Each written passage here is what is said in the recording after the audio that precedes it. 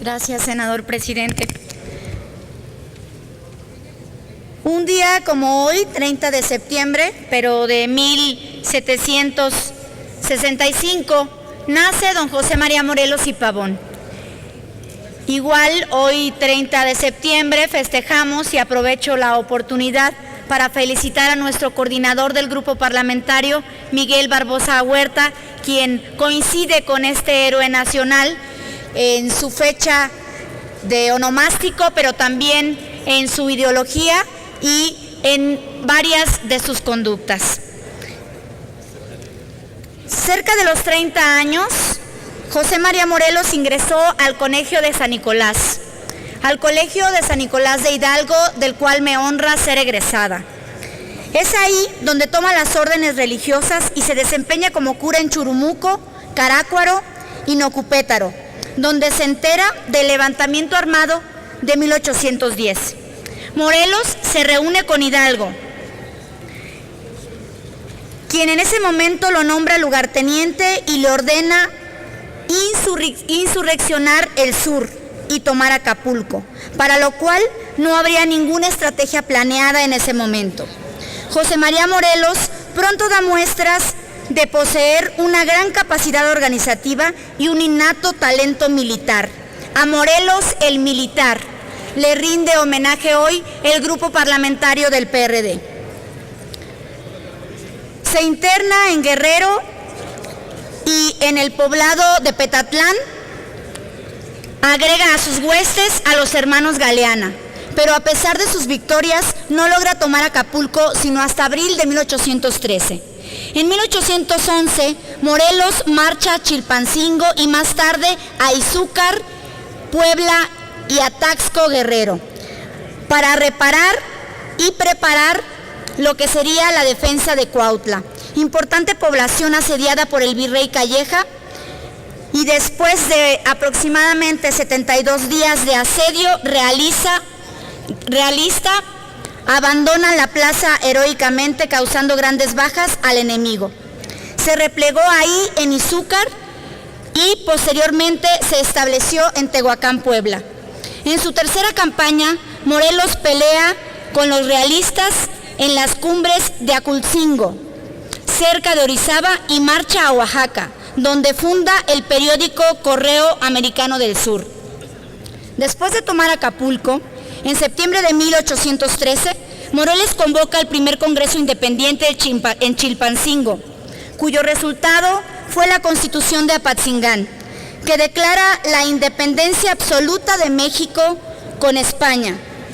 José María Morelos también decreta como oficial en aquel momento la religión católica, la igualdad entre españoles e indígenas, criollos y mestizos, miembros de las distintas castas, concede el voto a todos los varones mexicanos y limita las tierras de cultivo para evitar la formación de latifundios.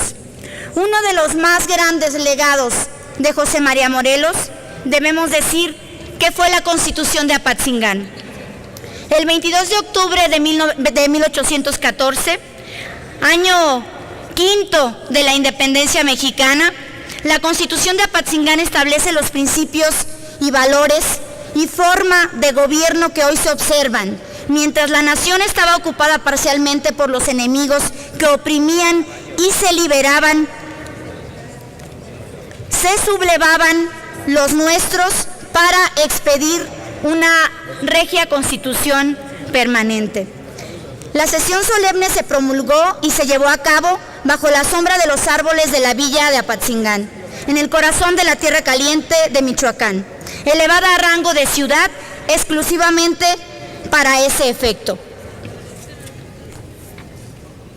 Es Morelos quien establece además la división de poderes, legislativo, ejecutivo y judicial, así como la educación obligatoria y gratuita por parte del Estado y para todos. Sin duda, uno de los mayores legados de Morelos fueron los sentimientos de la nación. Los sentimientos representan al mismo tiempo el término de una etapa y el inicio de otra etapa. En la empresa de definir desde el caudillaje de Morelos y de manera concisa los propósitos y el programa del movimiento insurgente y del nuevo Estado de Nación que él pretendía. En este sentido, para recapitular y hablar un poco de los sentimientos de la nación, habría que destacarlos casi todos.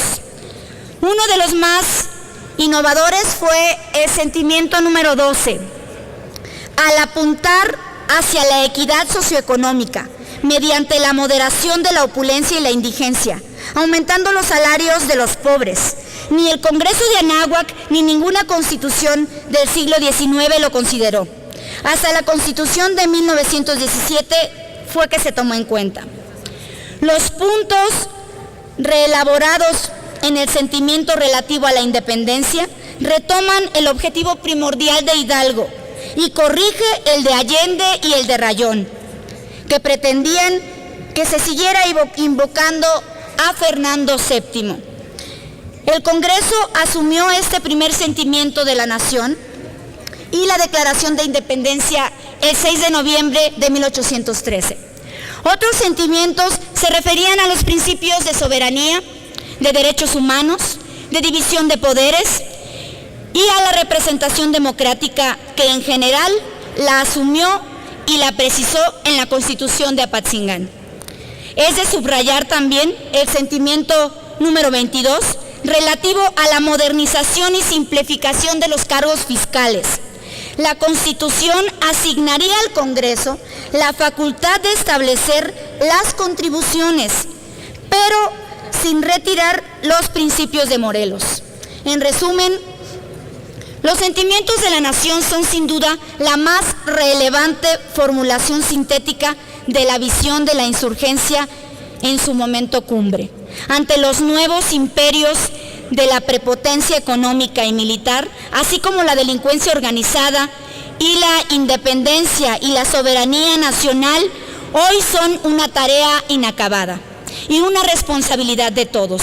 Del sentimiento 12 sobre la modernización y la democratización de la riqueza y la indigencia, deberíamos de pensar un poco más.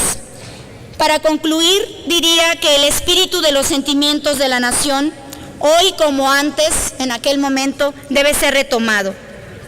Hoy como ayer, el poner en obra el espíritu de los sentimientos de la nación conlleva de esfuerzo y de constancia.